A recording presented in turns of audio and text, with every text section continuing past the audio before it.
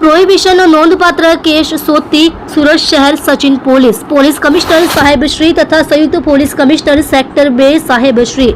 તથા નાયબ police commissioner zone 6 સાહેબશ્રી તથા મદદનીશ પોલીસ કમિશનર આઈ ડિવિઝન સાહેબશ્રીનાઓની સૂચના અનુસાર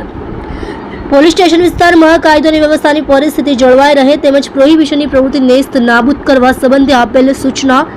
અને માર્ગદર્શન અનુસંધાને પોલીસ ઇન્સ્પેક્ટર પીએન વાઘેલા સાહેબનાઓની સૂચનાને આધારે સર્વેલન્સ સ્ટાફના પોલીસ સબ ઇન્સ્પેક્ટર એનડી ડામોરના માર્ગદર્શન હેઠળ સર્વેલન્સ સ્ટાફના માણસો સાથે પોલીસ સ્ટેશન વિસ્તારમાં પેટ્રોલિંગમાં હતા। તે દરમિયાન હેડ કોન્સ્ટેબલ ઇન્દ્રજીતસિંહ અમરસંગ વનાર તથા પોલીસ કોન્સ્ટેબલ દશરથભાઈ માવજીભાઈ નાઓની સંયુક્ત બાતમી હકીકતની આધારે સચિન નવસારી હાઈવે રોડ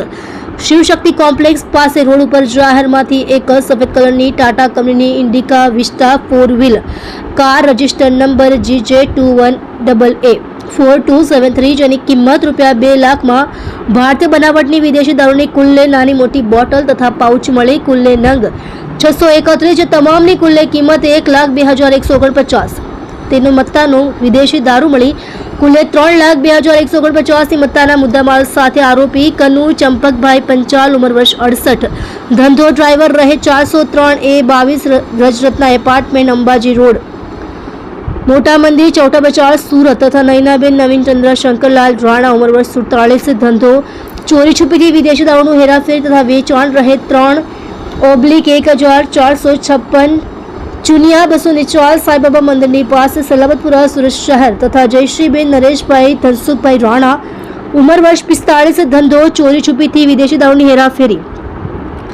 તથા વેચાણ રહે 3/3837 કાંટાની વાડ ગોલવાડ નાનપુરા સલાબતપુરા સુરત શહેર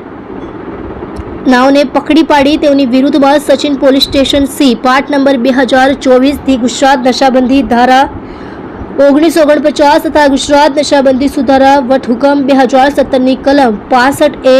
E 98/28183 મુજબનો ગુનો દાખલ કરી પ્રોહિબિશનનો નોંધપાત્ર કેસ શોધી કાયદેસરની કાર્યવાહી કરી પ્રશંસનીય કામગીરી કરેલ છે। તમે જોઈ રહ્યા છો લોકચક્ર ન્યૂઝ 24 ઇબ્રાહિમ શેખની સાથે।